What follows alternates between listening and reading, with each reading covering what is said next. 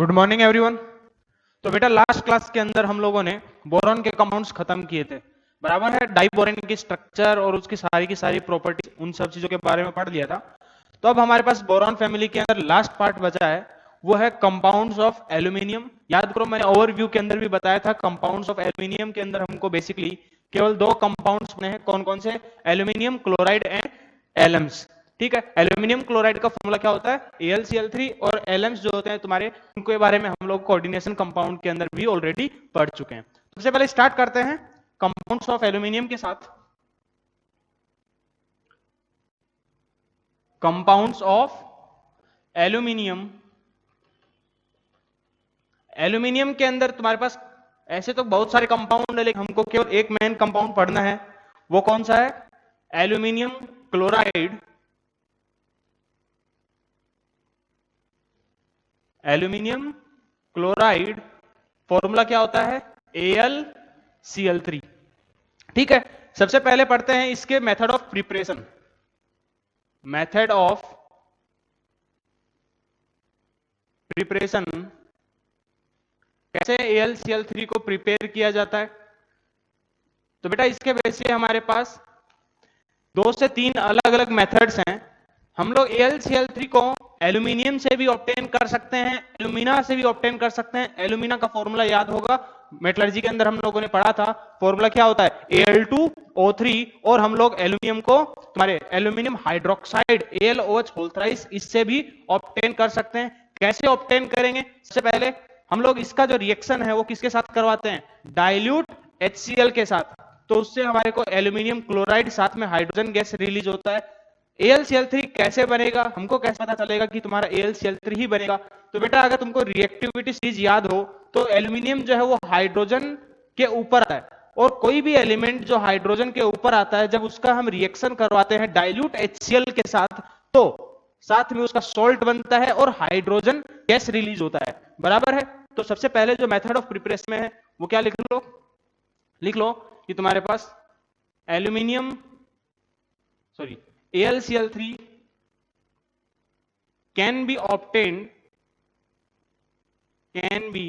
obtained from कहां से? Aluminium से। Al2O3, इसको हम क्या बोलते हैं? एल्यूमिना। एंड एल्यूमिनियम हाइड्रोक्साइड, सीधा फॉर्मूला लिखेंगे क्या होता है? AlOH ऑन रिएक्शन विथ, किसके साथ रिएक्शन करने पर?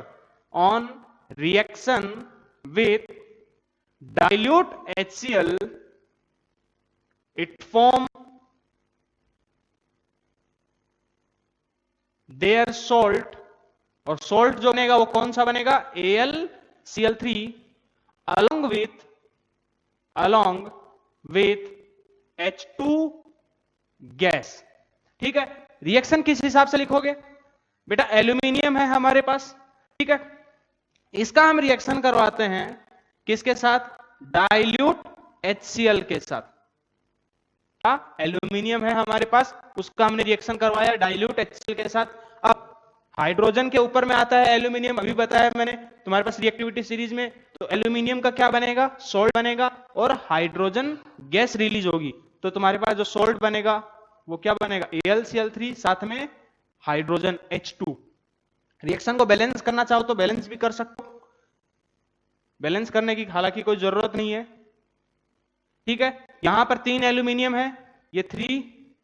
ठीक है, फिर तुम्हारे पास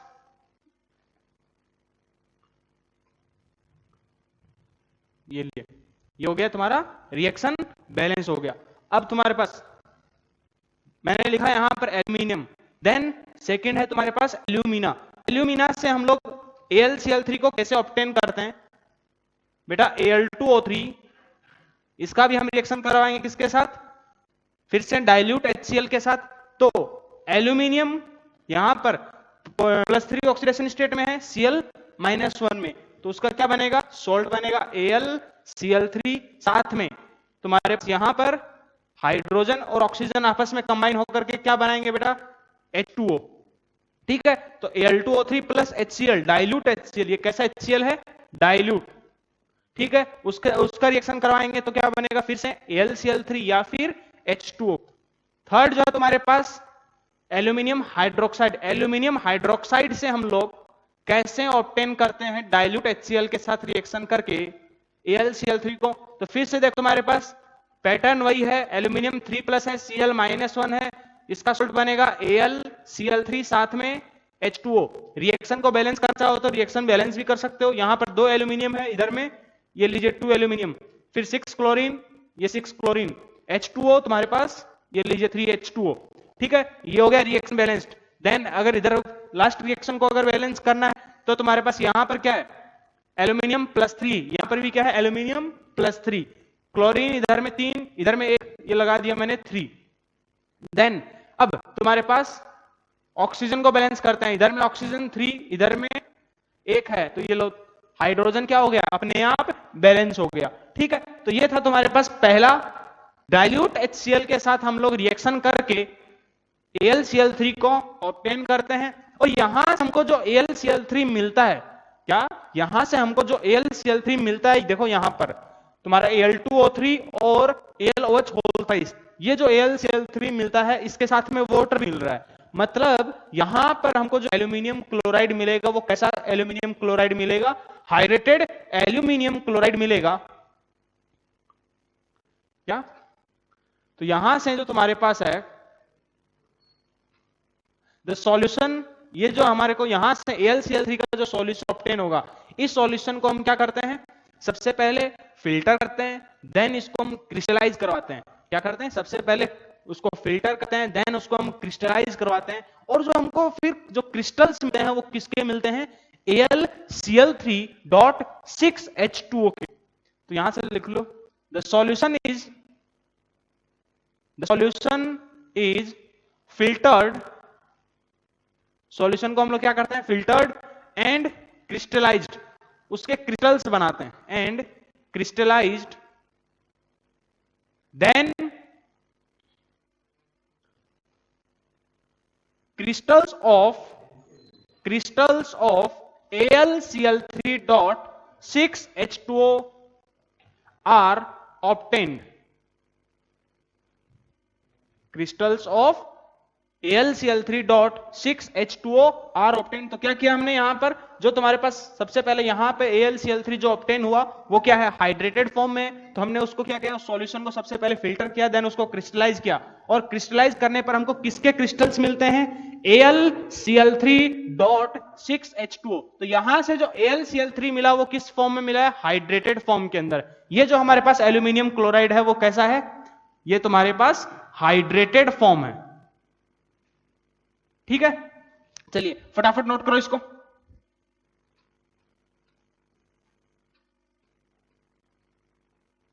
चलिए,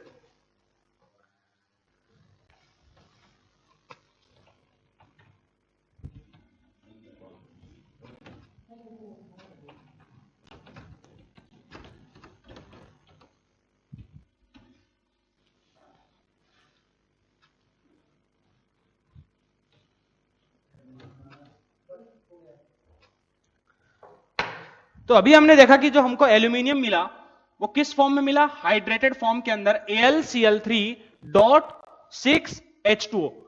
अब हमको यहां से अगर एनहाइड्रस AlCl3 चाहिए, मतलब तुम्हारे पास H2O को रिमूव करना है, तो उसको अब तुम कैसे ऑब्टेन करोगे, अगर डायरेक्टली कोई बोलेगा इसको हम डायरेक्टली हीट कर देते हैं, H2O तुम्हारा उड़ जाएगा, बराबर है। तो डायरेक्टली हीट करने के ऊपर तुम्हारा AlCl3 से हमको, सॉरी यहां से हमको डायरेक्टली जो हाइड्रेटेड AlCl3 है इससे हमको तुम्हारा एल्यूमिनियम क्लोराइड एनहाइड्रस फॉर्म के अंदर नहीं ऑब्टेन होगा। क्यों, क्योंकि बेटा ये तुम्हारे पास क्या है, कोवेलेंट कंपाउंड है। ये क्या है, कोवेलेंट कंपाउंड है, ये तुम्हारे पास हाइड्रोलाइज कर जाएगा और हमको aluminium hydroxide AlOH whole thrice मिलेगा। वो आगे फर्दर डिसोसिएट करके किसमें कन्वर्ट हो जाएगा, तुम्हारा Al2O3 के अंदर। तो यहां से हमको अगर हम इसको डायरेक्टली हीट करेंगे तो हमको एनहाइड्रस AlCl3 नहीं ऑब्टेन होगा।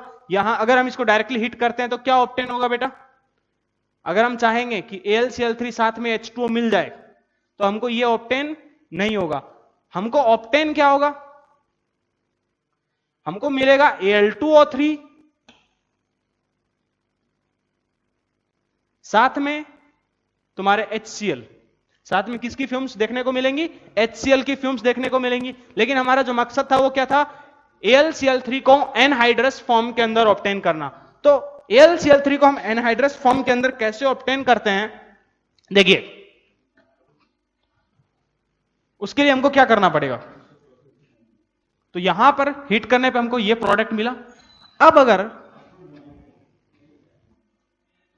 तुम्हारे पास इस AlCl3.6H2O जो हाइड्रेटेड है, इससे अगर मेरे को सिंपल एनहाइड्रस एल्यूमिनियम क्लोराइड चाहिए, AlCl3 चाहिए, तो मैं क्या करूंगा, इसकी रिएक्शन विथ ड्राई HCl, जब ड्राई HCl के साथ मैं इसकी रिएक्शन करवाऊं, क्या ड्राई, जब हम हाइड्रोजन क्लोराइड गैस के साथ हम इसकी रिएक्शन करवाएंगे, तब हमको एनहाइड्रस AlCl3 देखने को मिलेगा।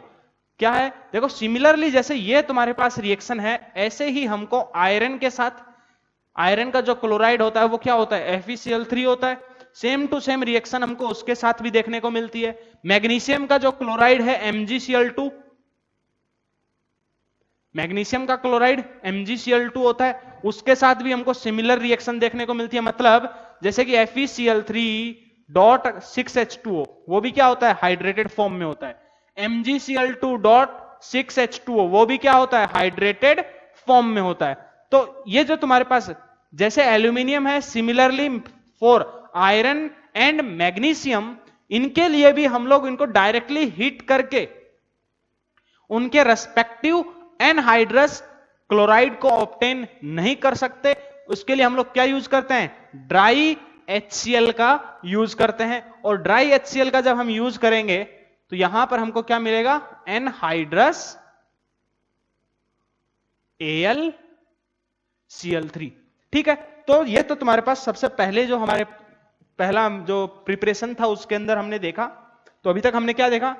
Aluminium chloride, compound of aluminium AlCl3। ठीक है, उसको कैसे प्रिपेयर करते हैं? जो तुम्हारा डाइल्यूट HCl है एल्यूमिनियम को, या फिर एल्यूमिना Al2O3, उसका रिएक्शन भी हम चाहे करवा दें, चाहे तो तुम एल्यूमिनियम हाइड्रोक्साइड का रिएक्शन करवा सकते हो। किसके साथ? डाइल्यूट HCl के साथ। तो हमको AlCl3 मिलेगा। लेकिन जो AlCl3 मिलेगा वो कैसा AlCl3 मिलेगा? वो तुम्हारा हाइड्रेटेड AlCl3 मिलेगा, तुम्हारा एनहाइड्रस AlCl3 नहीं ऑब्टेन होगा। ठीक है, ये था हमारा इनके पहले। तो जो हाइड्रेटेड AlCl3 है, अगर उसमें से मेरे को वाटर रिमूव करना है, एनहाइड्रस अगर मेरे को AlCl3 चाहिए, तो उसको मैं कैसे ऑब्टेन करूंगा? कुछ बच्चों के दिमाग में आ सकता है कि सर जो हाइड्रेटेड AlCl3 है उसको डायरेक्टली आप हीट कर दीजिए, जो वाटर है वो रिमूव हो जाएगा, और अगर वाटर रिमूव हो गया तो पीछे क्या बचेगा? AlCl3, बराबर है। लेकिन ऐसा नहीं होता है। क्या होता है कि जो तुम्हारे पास, जैसे यहां पर इसको तुम हीट करोगे तो ये जो तुम्हारा AlCl3 है, क्या जो AlCl3 है वो क्या कर जाएगा? हाइड्रोलाइज कर जाएगा। हाइड्रोलाइज करेगा तो क्या प्रोडक्ट बनेगा? सोच सकते हैं हम लोग कैसे? बेटा एल्यूमिनियम पे पॉजिटिव है, हाइड्रोलिसिस करोगे तो जिसके ऊपर पॉजिटिव है उसके साथ क्या करोगे? OH माइनस दोगे। तो यहां पर इसके साथ OH और इसके साथ H, तो देखो तुम्हारे पास, और ये फिर और आगे फर्दर तो क्या बनेगा? AlOH होल थ्राइस, साथ में HCl। ठीक है, और ये आगे फर्दर हीट करने पर क्या बन सकता है? Al2O3। यहां से भी तुम क्या कर दो? H2O को रिमूव कर दो। ठीक है, 2 AlOH होल थ्राइस से। ठीक है, तो ये था हमारे पास सबसे पहले हाइड्रेटेड से। अब एनहाइड्रस बनाने के लिए क्या करते हैं? Dry HCl। अगर हमको डायरेक्टली एनहाइड्रस एल्यूमिनियम क्लोराइड को ऑब्टेन करना है तो उसके लिए हम लोग क्या करते हैं? देखिए ध्यान से,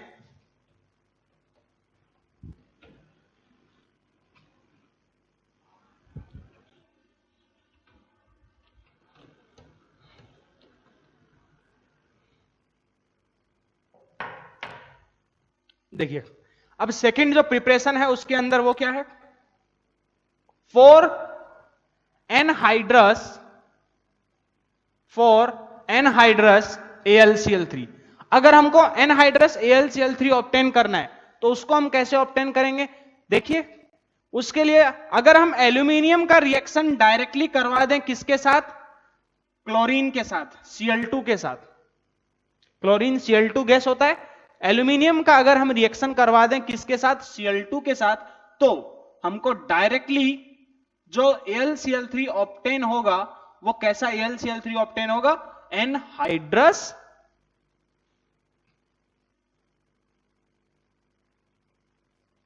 AlCl3, कैसा, एनहाइड्रस AlCl3। इसके साथ किसी तरह का कोई मॉइस्चर प्रेजेंट नहीं होगा, कोई वाटर प्रेजेंट नहीं होगा, ठीक है। तो यहां पर हमने क्या किया, डायरेक्टली एल्यूमिनियम का रिएक्शन करवाया क्लोरीन के साथ, तो हमको मिल गया AlCl3, बराबर है। अच्छा, और हम कैसे ऑब्टेन कर सकते हैं, देखिए अगर हम Al2O3 से अगर ऑब्टेन करना चाहें, जैसे ही थोड़ी देर पहले जस्ट मैंने क्या बताया कि हम लोग AlCl3 कहां कहां से ऑब्टेन कर सकते हैं, एल्यूमिनियम से डायरेक्टली ऑब्टेन कर सकते हैं, एल्यूमिना से ऑब्टेन कर सकते हैं। तो Al2O3 क्या है, एल्यूमिना, Al2O3 क्या है, एल्यूमिना। तो इससे हम लोग कैसे ऑब्टेन करेंगे, तो इसके लिए हम लोग क्या करते हैं, कार्बन प्लस Cl2 के साथ रिएक्शन कराओगे तो AlCl3 साथ में कार्बन मोनोऑक्साइड। अब बोलोगे सर ये हमको रिएक्शन कैसे ध्यान में रहेगा, क्या ये रिएक्शन हमको ध्यान में कैसे रहेगा, ये आप बताइए, हमको तो थोड़ा ना याद, हर चीज याद रहेगी। देखो बेटा Al2O3 ये क्या है, एल्यूमिना, याद करो मेटलर्जी, कार्बन के साथ रिएक्शन करवाया तो क्या होगा, कार्बन रिडक्शन, मतलब ये जो तुम्हारे पहले एल्यूमिना और कार्बन आपस में रिएक्शन करके क्या करेंगे, सिंपल इस एल्यूमिनियम को रिड्यूस कर देंगे, बराबर है कि नहीं, किस में रिड्यूस करेंगे, सिंपल एल्यूमिनियम के अंदर, हाँ है ना, किस में रिड्यूस करेंगे, सिंपल एल्यूमिनियम के अंदर, और वो एल्यूमिनियम फिर डायरेक्टली क्लोरीन के साथ मिलकर के क्या बना देगा, AlCl3। तो फिर तुम्हारे पास देखो Al क्लोरीन के साथ मिलकर के तो AlCl3 बनाता ही है। तो वही तुम्हारे पास, अगर एल्यूमिना से मेरे को AlCl3 चाहिए तो क्या करेंगे, पहले उसका कार्बन रिडक्शन, प्लस कार्बन लिया मैंने यहां पर, इसका मकसद क्या है, टू पहले तुम्हारे पास, ताकि इसको कार्बन रिडक्शन से हम लोग इसको ऑब्टेन कर सकें, ठीक है। और जैसे ही कार्बन रिडक्शन से यहां से तुम एल्यूमिनियम को ऑब्टेन करोगे, उसका रिएक्शन तुम क्या कर दोगे, क्लोरीन के साथ कराओगे, तो तुमको AlCl3 साथ में कार्बन मोनोऑक्साइड गैस देखने को मिलेगा। और यहां पर ये हमको जो AlCl3 मिल गया वो कैसा AlCl3 है, एनहाइड्रस AlCl3, ठीक है। तो ये तो हमारे पास सबसे पहले कंपाउंड्स ऑफ एल्यूमिनियम के अंदर AlCl3 का प्रिपरेशन था। अब बात करते हैं इसकी प्रॉपर्टीज की।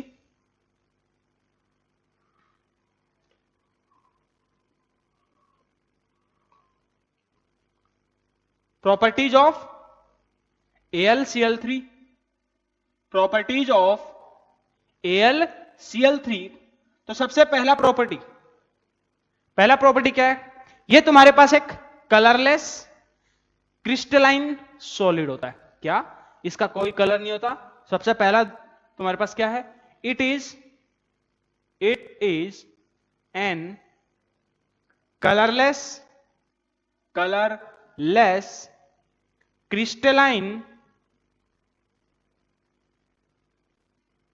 Crystalline solid. कैसा तुम्हारे पास सॉलिड है, कलरलेस क्रिस्टलाइन सॉलिड। इसके अलावा सॉल्यूबल या फिर हाईली सॉल्यूबल इन वाटर। क्या होता है, काफी ज्यादा सॉल्यूबल होता है, क्योंकि बड़े आसानी से क्या कर जाता है, ये हाइड्रोलाइज कर जाता है, सोल्ट है। AlCl3 क्या है बेटा, एक सोल्ट है। और तुम्हारे पास किसका सोल्ट है, स्ट्रॉन्ग एसिड और स्ट्रॉन्ग बेस का सोल्ट है, तुरंत हाइड्रोलाइज कर जाएगा, ठीक है। किससे, AlOH प्लस HCl, बराबर है कि नहीं। कोई बोलेगा सर वैसे ही प्रिपेयर कर सकते हैं, बिल्कुल ठीक है। हाईली सॉल्युबल इन वाटर, और तुम्हारे पास कोवेलेंट इन नेचर, और कैसा कंपाउंड है, कोवेलेंट कंपाउंड है, एंड कोवेलेंट इन नेचर। तो ये तुम्हारे पास है पहला प्रॉपर्टी एल्यूमिनियम क्लोराइड का, वो क्या है, कलरलेस क्रिस्टलाइन सॉलिड होता है, highly soluble in water, and तुम्हारे पास कैसा कंपाउंड है, कोवेलेंट कंपाउंड है, ठीक है। इसका जो सेकंड प्रॉपर्टी है वो काफी इंपॉर्टेंट है, एग्जाम में पूछा गया है। क्या वो है तुम्हारे पास एनहाइड्रस AlCl3 is deliquescent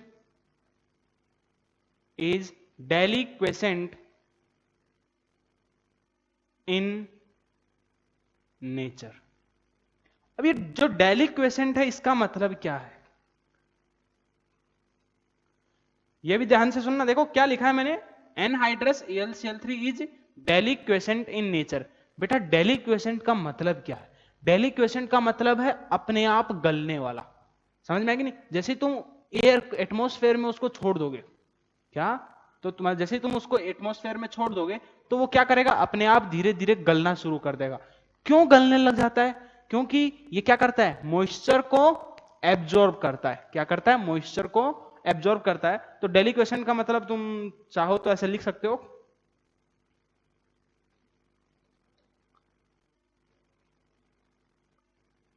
गलने वाला।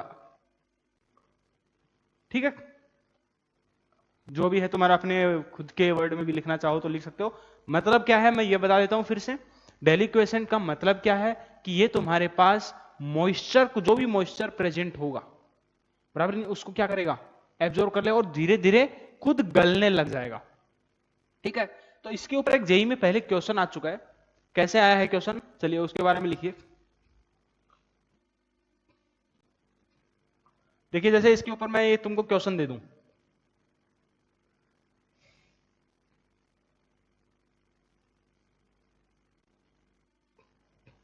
Anhydrous AlCl3 releases white fumes in presence of air। Explain. क्या एनहाइड्रस जो AlCl3 है तुम्हारे पास, वो व्हाइट फ्यूम्स को रिलीज करता है इन प्रेजेंस ऑफ एयर। क्यों? तो वो जो, तो ये जो रीजन है वो तुम्हारे पास इसी प्रॉपर्टी से रिलेटेड है और ये पुराना जेई में पहले आ चुका है। क्या है रीजन, क्या है? क्योंकि तुम्हारे पास जो एनहाइड्रस AlCl3 है वो क्या करता है, मॉइस्चर को एब्जॉर्ब करके, क्या करता है, मॉइस्चर को एब्जॉर्ब करके AlOH होल थ्राइस का फॉर्मेशन कर लेगा। बराबर है कि नहीं? क्योंकि मॉइस्चर तुम्हारे पास एटमॉस्फेयर में मॉइस्चर प्रेजेंट है, मतलब H2O प्रेजेंट है, हाँ है ना, H2O की वेपर्स प्रेजेंट है और वो H2O तुम्हारा AlCl3 के साथ हाइड्रोलिसिस करेगा तो क्या बना लेगा, AlOH होल थ्राइस और साथ में HCl। तो तुम्हारे पास रीजन क्या है इसका, because it absorbs moisture and releases HCl fumes. और क्या करता है, HCl के फ्यूम्स रिलीज करता है। रिएक्शन किस हिसाब से होगा, जो एनहाइड्रस AlCl3 है, AlCl3 ये तुम्हारे पास मॉइस्चर मतलब H2O के साथ वो क्या करेगा, AlOH होल थ्राइस का फॉर्मेशन करेगा, साथ में HCl का फॉर्मेशन करेगा और ये जो HCl है इसकी तुमको व्हाइट फ्यूम्स देखने को मिलेगी। ठीक है, तो ये था तुम्हारे पास इसकी सेकंड प्रॉपर्टी के बारे में। फटाफट इसको नोट करिए।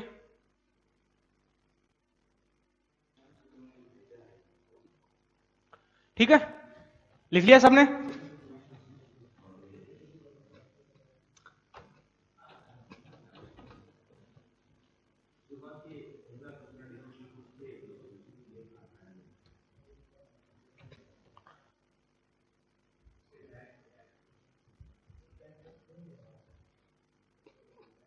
तो अभी हमारे पास बात हो गई AlCl3 के प्रिपरेशन और प्रॉपर्टीज की। तो हम लोगों ने देखा, एक था तुम्हारे पास एनहाइड्रस AlCl3,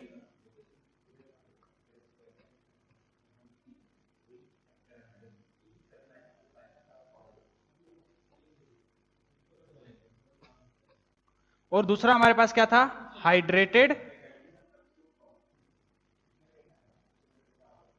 AlCl3। तो जो तुम्हारे पास एनहाइड्रस AlCl3 है वो कैसा है, कोवलेंट इन नेचर। जो एनहाइड्रस AlCl3 होता है वो कैसा होता है बेटा? Covalent in nature. जबकि जो हाइड्रेटेड AlCl3 है, हाइड्रेटेड AlCl3 मतलब AlCl3 dot 6H2O। Hydrated AlCl3 मतलब AlCl3 डॉट 6H2O। तो ये किस फॉर्म में रहता है बेटा? ये रहता है तुम्हारे पास ऐसे कॉम्प्लेक्स की फॉर्म में AlH2O होल 6 Cl3। समझे कि नहीं? तो तुम्हारे पास जो हाइड्रेटेड AlCl3 है वो कैसा है? Ionic in nature. कैसा है तुम्हारे पास? हाइड्रेटेड AlCl3 कैसा है? Ionic in nature. जबकि तुम्हारे पास anhydrous AlCl3 is covalent in nature. ठीक है। नाउ अब हम बात करते हैं structure of AlCl3। Boron family का एलिमेंट है एल्यूमिनियम। तुम्हारे वैलेंस सेल में कितने इलेक्ट्रॉन्स होते हैं? 3। एल्यूमिनियम है बेटा तुम्हारे पास 3 इलेक्ट्रॉन्स हैं। 3 इलेक्ट्रॉन शेयर कर लिए किसके साथ? क्लोरीन के साथ। ये एल्यूमिनियम, क्लोरीन, ये क्लोरीन, ये क्लोरीन और ये क्लोरीन, बराबर है। इसका हाइब्रिडाइजेशन की बात करोगे तो इसका हाइब्रिडाइजेशन क्या है? sp2, बराबर है। ट्राइगोनल प्लेनर क्या है इसकी? ज्योमेट्री, हाँ है ना? चलिए, अच्छा तुम्हारे पास यहां पर एल्यूमिनियम के ऑक्टेट में अभी कितने इलेक्ट्रॉन्स हैं? 3 इलेक्ट्रॉन्स खुद के और 3 इलेक्ट्रॉन्स शेयर कर लिए, 6 इलेक्ट्रॉन्स हैं, बराबर है कि नहीं? मतलब क्या है? एक हाइपोवेलेंट कंपाउंड है। कैसा कंपाउंड है? एक हाइपोवेलेंट कंपाउंड है। या फिर मैं क्या बोल सकता हूं? इलेक्ट्रॉन डेफिशिएंट कंपाउंड है। कैसा है? इलेक्ट्रॉन डेफिशिएंट कंपाउंड है। ठीक है। अब AlCl3 यहां पे देखो क्या है? 6 इलेक्ट्रॉन्स है यहां पर, इलेक्ट्रॉन डेफिशिएंट कंपाउंड है। तो ये अपना ऑक्टेट कंप्लीट करने के लिए क्या करेगा बेटा? डायमराइज करेगा। तो तुम्हारे पास 10 टू कंप्लीट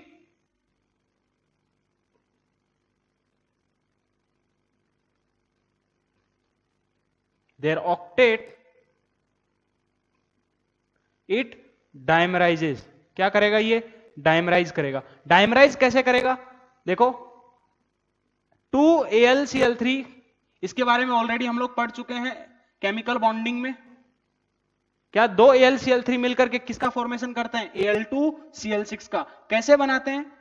देखिए, ये एल्यूमिनियम, ये एक क्लोरीन, ये एक क्लोरीन और ये तुम्हारे पास यहां पर क्लोरीन, ये दूसरा AlCl3 यहां पर, ये Cl,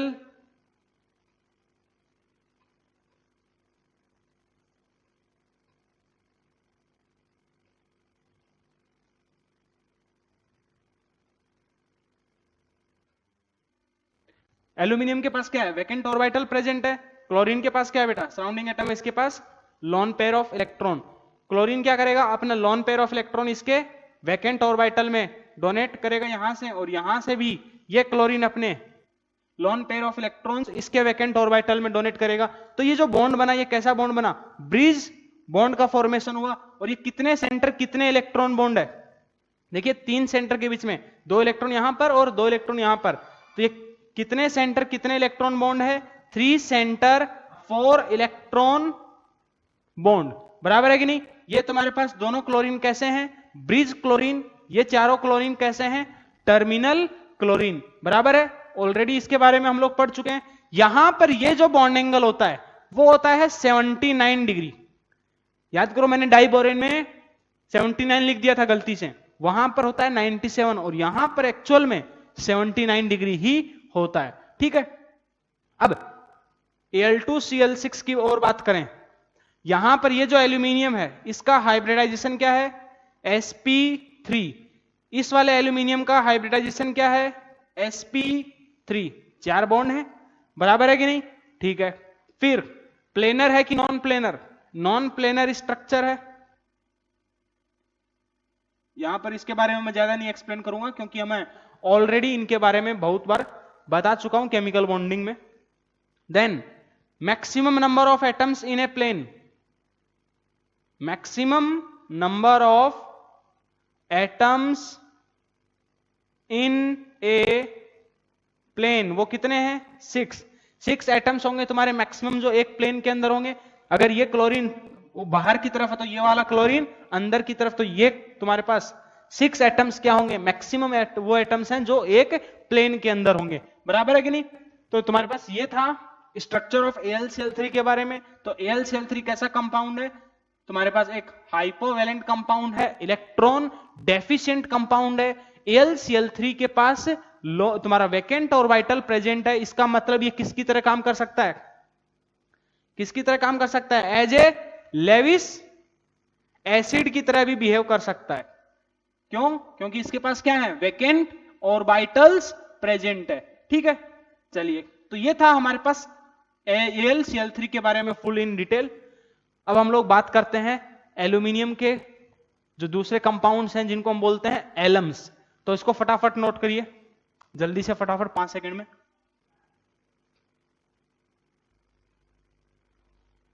कर लिया नोट?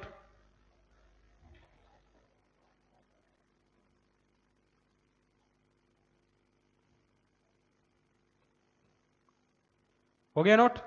चलिए,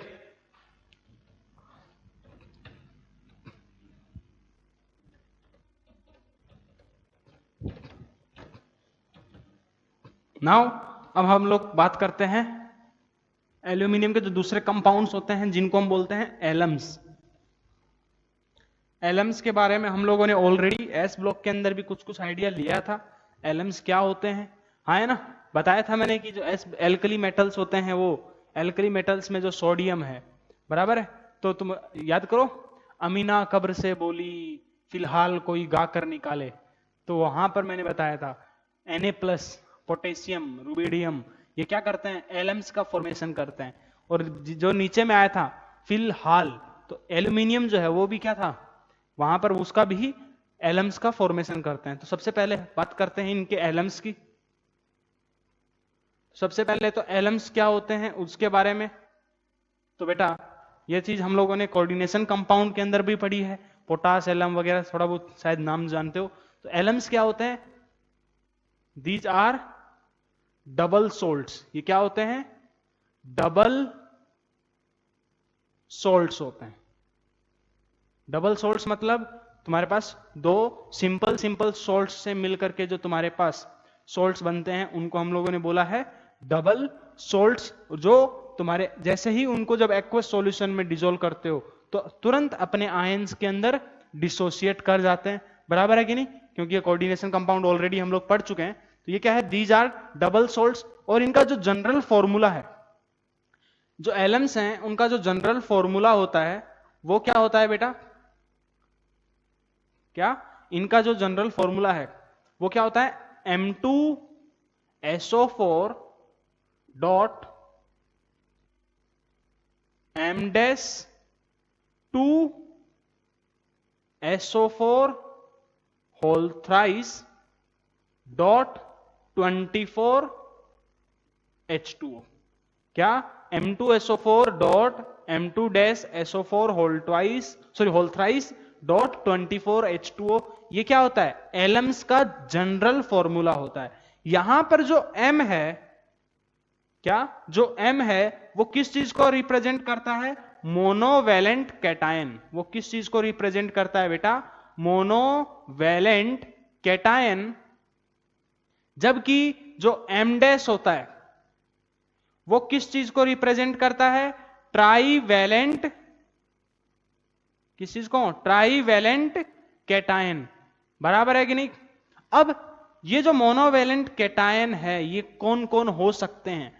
अमोनियम, ये मैं ऑलरेडी एस ब्लॉक के अंदर बताया है मैंने कौन कौन होते हैं। अमोनियम हो सकता है, Amina, Na+, K+, Rb+ and Cgm+। ये इनमें से तुम्हारे पास कोई भी कौन हो सकता है? मोनोवैलेंट कैटायन हो सकता है। ट्राईवैलेंट कैटायन में कौन कौन हो सकता है बेटा? फिलहाल Fe+3 हो सकता है, एल्यूमिनियम +3 हो सकता है, कोबाल्ट +3 हो सकता है, कोई गाकर गैलियम +3, क्रोमियम +3, ये तुम्हारे क्या हो सकते हैं, ट्राईवैलेंट कैटायंस हो सकते हैं एलम्स के अंदर। फिर से मैं चलो लिख देता हूं, हालांकि पहले बता चुका हूं मैं। NH4 positive, Na positive, K positive है, Rb+ है और सीजियम प्लस है। तो क्या बताया था मैंने, ये तुम्हारे पास जो मोनोवेलेंट कैटायन है, इनको रिमेंबर करने के लिए मैंने एक ट्रिक बताई थी, वो क्या थी, अमी ना कब्र से बोली, बोली तुम्हारे पास वो अलग है, ठीक है। फिर क्या था,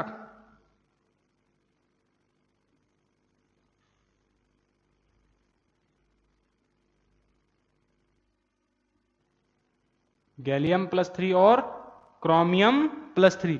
तो ट्रिक क्या था, अमीना कब्र, कैसे यहां पे पोटेशियम, फिर बर से रुबिडियम, से बोली फिलहाल,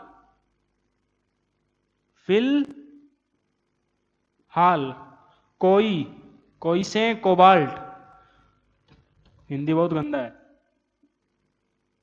कोई गा कर मनाए, अमीना कब्र से बोली फिलहाल कोई गाकर मनाए। तो ये था तुम्हारे पास एलम्स के बारे में, बराबर है कि नहीं। तो इसके अंदर भी मैंने एक चीज और बताई थी कि जो लिथियम है वो कभी भी तुम्हारा एलम्स का फॉर्मेशन नहीं करता। तो हालांकि मैं पहले बता चुका हूं, फिर भी लिखने चाहो तो लिख सकते हो, Li+ डज नॉट फॉर्म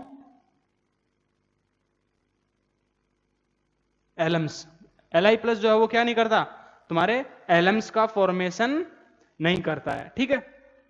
चलिए अब देखिए इनका नाम कैसे लिखोगे। जनरल फॉर्मूला मैंने क्या बताया, K2SO4.M2SO4.2S.24H2O। जैसे मान लीजिए मेरे पास फॉर्मूला लिखा है K2SO4Al2SO4 whole thrice dot 24H2O। इसको हम क्या बोलते हैं, देखो यहां पर पोटेशियम है, इसको हम क्या बोलते हैं, पोटास एलम, इसको हम क्या बोलते हैं, पोटास एलम, बराबर है कि नहीं। चलिए अगर यहीं पर एल्यूमिनियम की जगह पे मान लो मैं क्रोमियम लगा दूं, क्या एल्यूमिनियम की जगह पे अगर मैं लगा दूं क्रोमियम, तो उसको हम क्या बोलेंगे, क्रोम एलम, उसको हम क्या बोलते हैं, क्रोम एलम।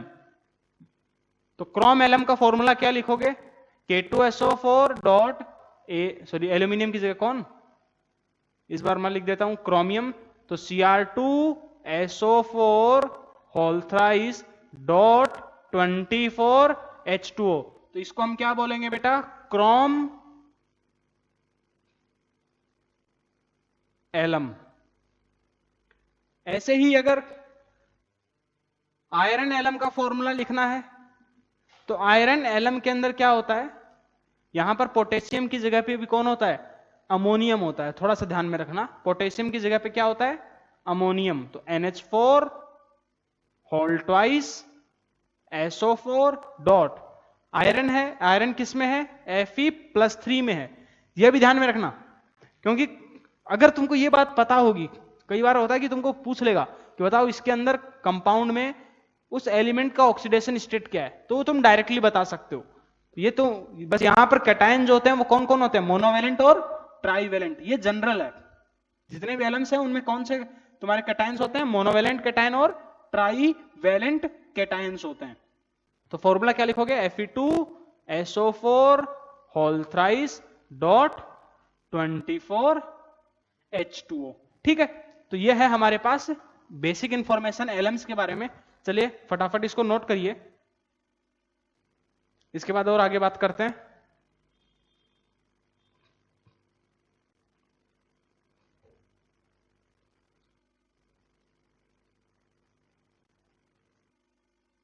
लिख लिया, चलिए देखिए, अब ये जो एलम्स हैं इनको हम प्रिपेयर कैसे करते हैं। जैसा कि मैंने पहले भी बताया था, कोऑर्डिनेशन कंपाउंड के अंदर क्या तुम्हारे जो एलम्स होते हैं, जो डबल सोल्ट्स, एलम्स अभी मैंने बताया क्या डबल सोल्ट्स होते हैं। डबल सोल्ट तुम्हारे पास क्या होते हैं, जो तुम्हारे दो या दो से ज्यादा सिंपल सोल्ट से मिल करके बनते हैं, उनको हम क्या बोलते हैं, डबल सोल्ट्स। जैसे देखिए पोटास एलम की बात करते हैं, यहां पर हमको क्योंकि एल्यूमिनियम के कंपाउंड्स पढ़ रहे हैं तो हम लोग किसके बारे में पढ़ेंगे, पोटास एलम के। मैंने जनरल एलम्स के बारे में बताया, अब हम लोग पढ़ेंगे पोटास एलम के बारे में। तो सबसे पहले पोटास एलम को प्रिपेयर कैसे करोगे बेटा, जब K2SO4 यही है तुम्हारे पास एक सोल्ट, इसका एक्वस सॉल्यूशन और Al2SO4 होल थ्राइस का जब एक्वस सॉल्यूशन आपस में मिक्स करोगे इन दोनों को, और फिर तुम इनको जब क्रिस्टलाइज करोगे, क्या इनको क्रिस्टल्स की फॉर्म में, तब तुमको क्या मिलेगा, K2SO4 dot Al2SO4 whole thrice dot 24H2O। ये क्या है, ये क्रिस्टल्स ऑफ पोटास एलम। ये क्या है, क्रिस्टल्स ऑफ पोटास एलम। ये क्या है, पोटास एलम की क्रिस्टल्स हैं, बराबर है कि नहीं। तो तुम्हारे पास ये क्या है, एक डबल सोल्ट है, पोटास एलम क्या है, एक डबल सोल्ट है, दो या दो से ज्यादा सिंपल सोल्ट से मिलकर के बनता है। अच्छा तुम्हारे पास ये भी मैंने बताया, एक डबल सोल्ट होता है, एक होता है कॉम्प्लेक्स सोल्ट। कोऑर्डिनेशन कंपाउंड में हम लोगों ने ऑलरेडी पढ़ा है। जैसे मान लीजिए कॉम्प्लेक्स, हमको क्या हो गया, सिग्नल चला गया, आ गया। जैसे देखिए दूसरा तुम्हारे पास, अगर हम FeSO4 इसके एक्वस सॉल्यूशन का, बराबर है, अगर हम रिएक्शन करवाएं किसके साथ, पोटेशियम साइनाइड KCN, तो हमारा क्या ऑब्टेन होगा। यहां पर हमको इसका भी एक्वस सॉल्यूशन ही है, तो ये क्या करता है, ये अपना कॉम्प्लेक्स फॉर्म करता है। कैसा कॉम्प्लेक्स फॉर्म करेगा बेटा, K2 Fe, सॉरी ये तुम्हारे पास K3 FeCN होल 6, बराबर है कि नहीं, किसका फॉर्मेशन करेगा, K3 FeCN होल 6, साथ में तुम H2SO4 क्योंकि एक्वस सॉल्यूशन है, बराबर है कि नहीं, साथ में SO4 2 माइनस भी तुम लिख सकते हो, ठीक है। तो ये जो तुम्हारे पास सोल्ट है, ये कैसा सोल्ट है, ये भी एक सोल्ट ही है, ये भी क्या है, एक सोल्ट है। कोऑर्डिनेशन में हमने पढ़ा था, देखो दोनों सोल्ट हैं, ये कैसा सोल्ट है, डबल सोल्ट है, हाँ है ना। ये कैसा सोल्ट है, कॉम्प्लेक्स सोल्ट है। ये कैसा सोल्ट है, कॉम्प्लेक्स सोल्ट है, बराबर है कि नहीं। अच्छा दोनों में डिफरेंस क्या था, जो डबल सोल्ट्स होते हैं वो क्या होते हैं, तुरंत अपने आयंस के अंदर डिसोसिएट कर जाते हैं, लेकिन ये कंप्लीटली तुम्हारे पास यहां पर जो होता है तो अंदर का जो पार्ट होता है वो डिसोसिएट नहीं करता, बराबर है कि नहीं। तो ये भी लिख लो एक पॉइंट, सबसे पहले तो डबल सोल्ट्स, ये क्या है तुम्हारे पास, जो एलम्स हैं वो जितने भी एलम्स हैं वो कितने क्या हैं, डबल सॉल्ट्स हैं। जितने भी एलम्स हैं वो क्या हैं, डबल सॉल्ट्स हैं। तो double salts exist in, double salts exist in solid state. वो किस फॉर्म में एग्जिस्ट करते हैं, वो तुम्हारे सॉलिड स्टेट के अंदर एग्जिस्ट करते हैं। ऐसा क्यों, क्योंकि जैसे ही एक्वस सॉल्यूशन में आएंगे तो वो क्या कर जाएंगे, तुरंत अपने आयंस के अंदर डिसोसिएट कर जाएंगे और अपना हर एक आयन अपना क्या करेगा, आइडेंटिटी लूज कर देगा। क्या करेगा, अपना आयन आइडेंटिटी, जो सोल्ट है वो अपना सोल्ट, सॉरी जो सोल्ट है वो क्या करेगा, अपनी आइडेंटिटी लूज करेगा, बराबर है कि नहीं। और हर एक आयन का टेस्ट देखने को मिलता है। तो double salt exist in solid state and they loose, हालांकि ये पॉइंट हम पहले लिख चुके हैं, कब, कोऑर्डिनेशन कंपाउंड के अंदर, and they lose their identity in aqueous solution giving the test of each ion, हर एक आयन का टेस्ट देते हुए वो क्या करते हैं, अपने तुम्हारे जो सोल्ट है वो पूरे अपने आयंस के अंदर डिसोसिएट कर जाएगा और हर एक आयन का टेस्ट प्रोवाइड करता है कौन, डबल सोल्ट्स। ठीक है, फटाफट इसको नोट करिए।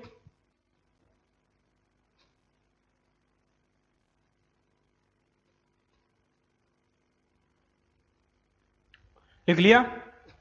अब देखो टेस्ट कैसे देंगे, हमको कैसे पता चलेगा, जैसे देखिए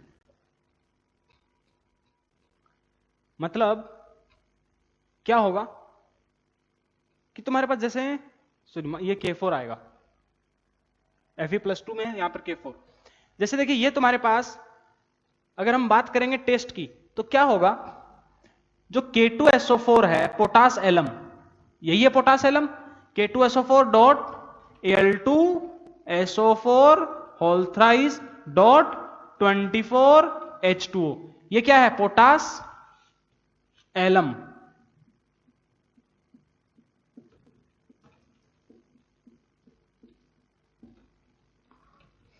इसी को हम क्या बोलते हैं, पोटास एलम, और जनरल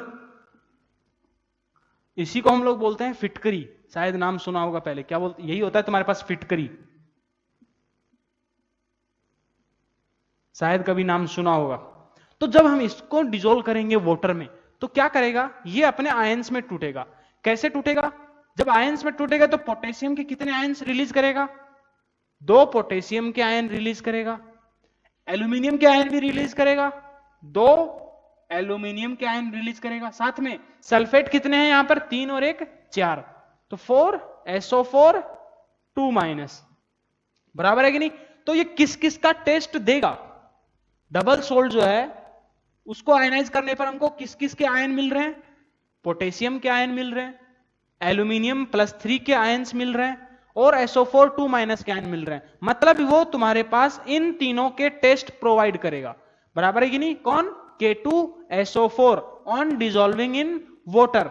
जबकि अगर मैं इसकी बात करूं कॉम्प्लेक्स सोल्ट की, तो जो कॉम्प्लेक्स सोल्ट है तो यहां पर जो तुम्हारे पास हम क्या बोल सकते हैं, it will give test of potassium K+ का, एल्यूमिनियम 3+ एंड SO4 2-, इन तीनों के टेस्ट देने को मिलेंगे, बराबर है कि नहीं। जब टेस्ट करोगे तो तुमको मतलब जब आइडेंटिफाई करना है कि सोल्ट में कौन कौन से कैटायन है, कौन सा एनायन है, तो तुम आइडेंटिफाई कर सकते हो कि कौन इनमें तुम्हारे पास पोटेशियम भी है, एल्यूमिनियम भी है और SO4 2- भी है, ठीक है। लेकिन जब मैं इस कॉम्प्लेक्स सोल्ट की बात करूंगा तो कॉम्प्लेक्स सोल्ट क्या है, K4FeCN होल 6, है ना। तो इसको जब हम वाटर में डिसॉल्व करेंगे तो क्या करेगा, ये 4K+ और किसमें टूटेगा, FeCN होल 6 4- के अंदर, ये अंदर वाला जो पार्ट है वो ब्रेक नहीं होता। तो यहां पर हमको किस किस के टेस्ट देखने को मिलेंगे, पोटेशियम का और इसका टेस्ट देखने को मिलेगा, बराबर है कि नहीं। तो यहां पर हमको केवल Fe का टेस्ट देखने को मिलेगा क्या, नहीं। Cn का टेस्ट देखने को मिलेगा क्या, नहीं। इस पूरे का सोल्ट का यहां पर इसका टेस्ट देखने को मिलेगा और इसका टेस्ट देखने को मिलेगा। टेस्ट मतलब ये नहीं कि चखना है, टेस्ट का मतलब लेबोरेटरी के अंदर सोल्ट तुमको दे दिया जाए तो उसको आइडेंटिफाई करना, चखना ऐसा मतलब मत समझ लेना, ठीक है, कि सर टेस्ट है, सोल्ट लिया चख के देख रहे हैं, ठीक है, ऐसा नहीं करना है। चलिए फटाफट इसको अब आगे देखिए।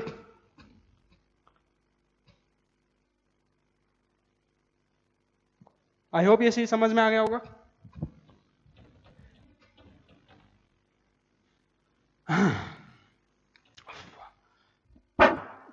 अब आगे देखिए, यहां पर टोटल एलम्स के अंदर, क्या एलम के अंदर टोटल कितने कैटायंस हैं, 4 कैटायन। H2O कितने हैं, 24, 4 कैटायन है।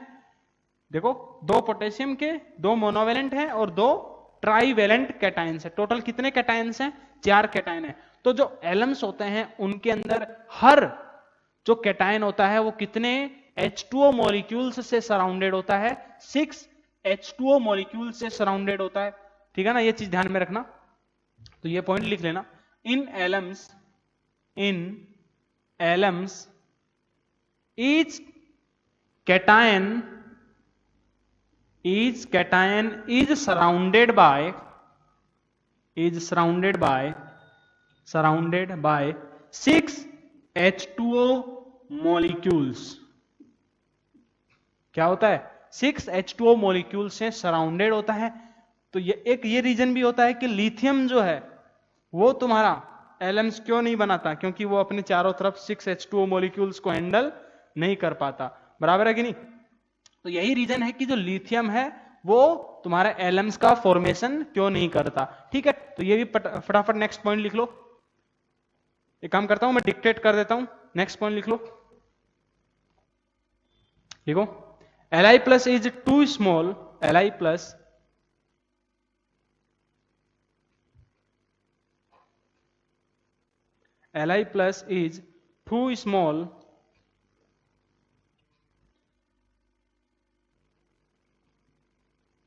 is too small to have coordination number 6 से सराउंडेड है, मतलब बोल सकते हैं एक तरह से coordination number, to have coordination number 6. तो Li प्लस का कितना होता है? Li जो है 4 H2O मॉलिक्यूल को सराउंड कर सकता है, 6 को सराउंड नहीं कर सकता. इसको फटाफट नोट करिए. अब हम लोग लास्ट एक चीज बची है उसके बारे में पढ़ लेते हैं, वो है इनकी प्रॉपर्टीज ऑफ एलम्स. फटाफट इसको नोट करो.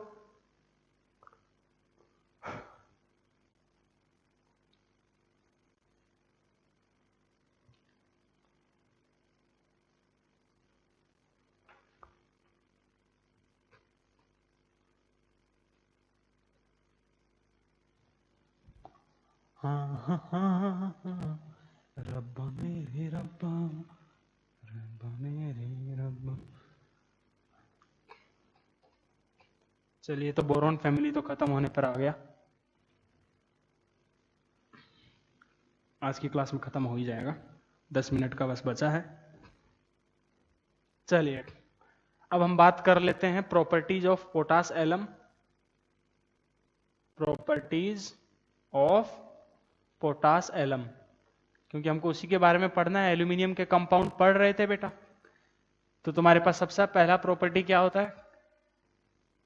पहला, व्हाइट क्रिस्टलाइन सॉलिड होता है. फिटकरी तुम लोगों ने देखी होगी घरों में, है ना?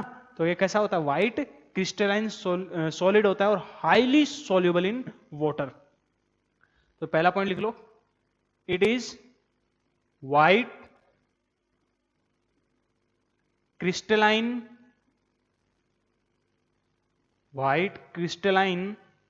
सॉलिड. कैसा सॉलिड होता है? व्हाइट क्रिस्टलाइन सॉलिड होता है एंड हाईली सॉल्युबल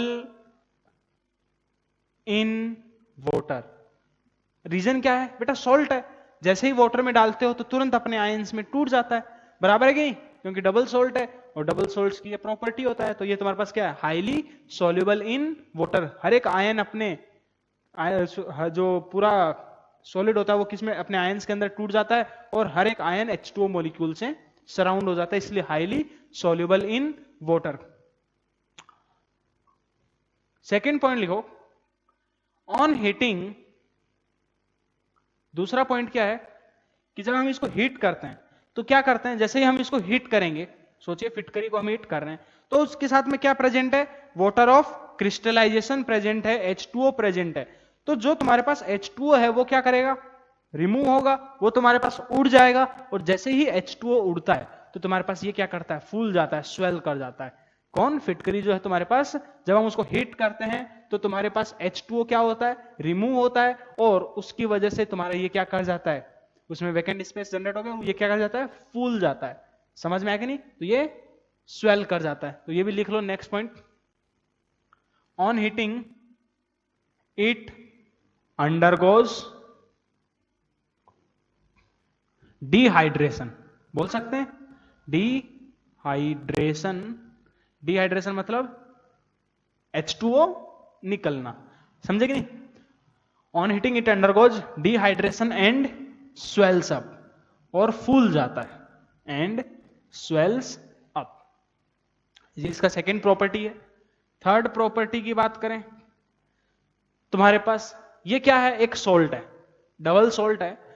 कैसा सोल्ट है, तुम्हारे पास स्ट्रॉन्ग एसिड का सोल्ट है, स्ट्रॉन्ग बेस का सोल्ट है। इसका जो सॉल्यूशन होगा वो एल्केलाइन होगा कि तुम्हारे पास एसिडिक होगा, बराबर है कि नहीं। तो ये चीज, तो इसका जो एक्वस सॉल्यूशन होता है वो कैसा होता है, एसिडिक इन नेचर होता है। क्यों, रीजन देखना, अभी बताऊंगा थोड़ा। ये पहले पॉइंट लिख लो, its aqueous solution, potash alum का जो एक्वस सॉल्यूशन होता है, इट्स एक्वस सॉल्यूशन इज क्या, एसिडिक इन नेचर, बराबर है कि नहीं। कैसे पता चला, देखो थोड़ा सा समझने की कोशिश करना। फॉर्मूला क्या है, K2SO4 Al2SO4 whole thrice dot 24H2O। ये सॉल्ट है K2SO4। K2SO4 कैसे बना होगा, 2 KOH से, साथ में H2SO4 से। H2SO4 क्या है, स्ट्रॉन्ग एसिड, KOH क्या है, स्ट्रॉन्ग बेस। इनसे जो सॉल्ट बनेगा, स्ट्रॉन्ग एसिड स्ट्रॉन्ग बेस से जो सॉल्ट बनेगा वो कैसा सॉल्ट होगा, न्यूट्रल। मतलब जो K2SO4 है वो कैसा है, न्यूट्रल है।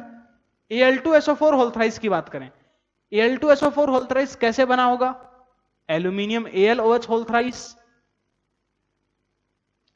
साथ में H2SO4। AlOH होल थ्राइस कितने, 2, H2SO4 कितने, 3, बराबर है कि नहीं। AlOH whole thrice plus H2SO4।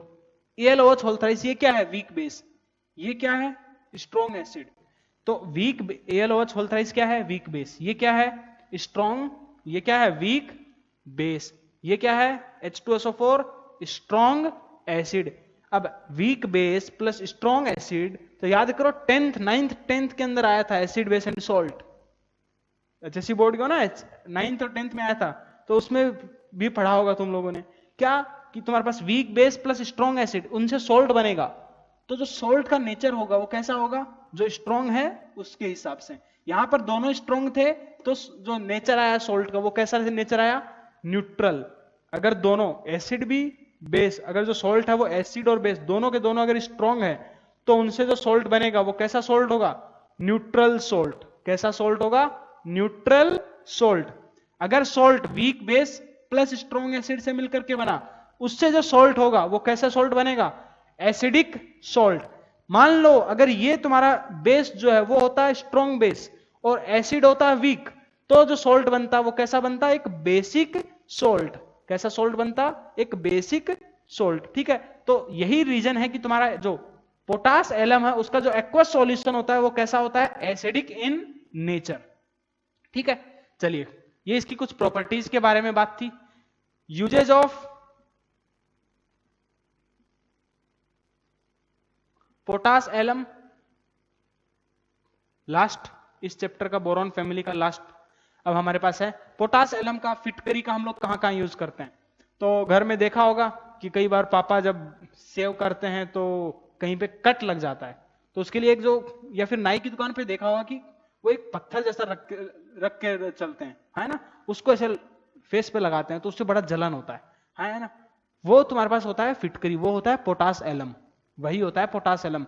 कभी नाई की दुकान पर सेविंग करवाने या फिर तुम्हारा बाल कटवाने के लिए गए हो तो कभी कट लग जाता है, या फिर पापा के जो सेविंग किट होता है उसके अंदर देखा होगा कि हमेशा एक कैरी करके चलते हैं। आजकल तो नहीं यूज करते हैं, आजकल तो सीधे अलग अलग दवाइयां, वो क्या बोलते हैं, तुम्हारे पास लिक्विड्स आने लग गए जिनको डायरेक्टली यूज करते हैं, लेकिन अभी भी मैक्सिमम दुकानों पर यूज मिल जाएंगे।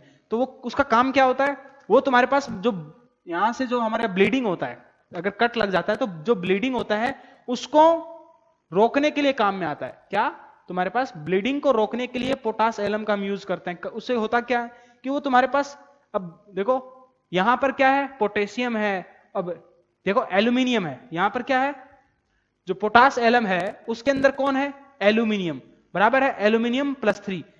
ठीक है, अब यहां पर जब ब्लड निकलेगा तो ब्लड जो है वो कैसा कोलोइड होता है, एक नेगेटिव कोलोइड होता है ना, बराबर है। नेगेटिव कोलोइड है, उसके ऊपर वो क्या करेगा, पॉजिटिव चार्ज को अपने चारों तरफ एक्यूमुलेट कर लेगा। सरफेस केमिस्ट्री हम लोग पहले पढ़ चुके हैं, तो इस चीज को तुम क्यों यूज करते हैं ये समझ सकते हो बेटर अंडरस्टैंडिंग के लिए। क्या, जो हमारा ब्लड होता है वो कैसा कोलोइड होता है, नेगेटिव कोलोइड, बराबर है कि नहीं, कैसा कोलोइड होता है, नेगेटिव कोलोइड होता है। और यहां पर क्या है, एल्यूमिनियम +3 है ना, वो क्या करता है, तुम्हारा उसको चारों तरफ से सराउंड कर लेगा, तो उसके वजह से कोटिंग जनरेट हो जाएगी। और हमारा जो ऊपर में देखा होगा कभी, जो ऊपर में खरूट जो बन जाता है वो उसी की वजह से बनता है। तो सबसे पहला इसका जो यूज है वो क्या है कि इट इज यूज्ड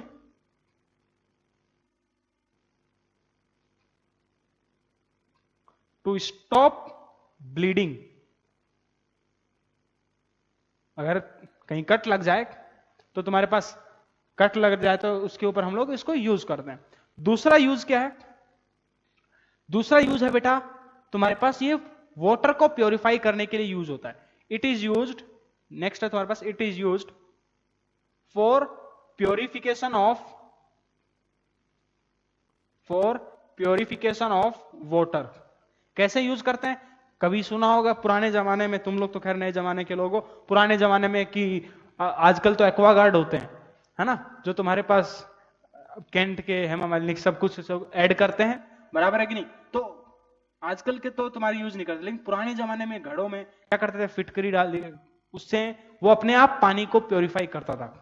तो कभी शायद सुना होगा कि फिटकरी डाल देते हैं, गंदे पानी है उसमें कीटाणु वगैरह हो गए, तो पानी को साफ करने के लिए, या घर के ऊपर की जो टंकियां होती हैं, जो सोसाइटीज में जो टंकी होती है उसके अंदर कीड़े, कई बहुत दिनों तक अगर सफाई ना हो तो उसके अंदर हम लोग फिटकरी डाल देते हैं, ताकि वो पानी जो है उसके अंदर जितने भी बैक्टीरिया वगैरह जब जो है वो मर जाएं, उसको क्लीन करने के लिए। तो ये प्योरिफिकेशन ऑफ वाटर के लिए भी हम लोग क्या करते हैं, पोटास एलम का यूज करते हैं, फिटकरी का यूज करते हैं।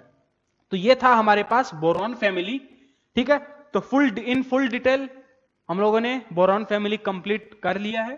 कंपाउंड्स ऑफ बोरॉन से हम लोगों ने बोरॉन फैमिली स्टार्ट किया था फिजिकल एंड केमिकल प्रॉपर्टीज से, फिजिकल केमिकल प्रॉपर्टीज हो गई, उसके बाद बोरॉन के सारे कंपाउंड्स हमने पढ़ लिया। आज हम लोगों ने पढ़े कंपाउंड्स ऑफ एल्यूमिनियम। अब हम लोग अगली क्लास से अल्टरनेटली हम लोग फिजिकल भी चालू करेंगे, केमिकल इक्विलिब्रियम चालू करेंगे, और वीक में 2 दिन तुम्हारा साथ में आगे कार्बन फैमिली को भी धीरे धीरे आगे बढ़ाएंगे, ताकि, क्योंकि क्या है, इनऑर्गेनिक बहुत लंबे टाइम से भी लगातार चलता जा रहा है, ठीक है, तो सफिशिएंट टाइम मिले इसके लिए मैं अभी फिलहाल के लिए इनऑर्गेनिक को थोड़ा सा होल्ड पे रख रहा हूं, उसको थोड़ा स्लो कर रहा हूं, फिजिकल को आगे लेके आऊंगा, ठीक है। तो यहां तक का पूरा पढ़ लेना, वरना मैं फिर से इनऑर्गेनिक को आगे चला दूंगा, पूरा पढ़ करके रखना, ठीक है। चलिए अगली क्लास में मिलते हैं।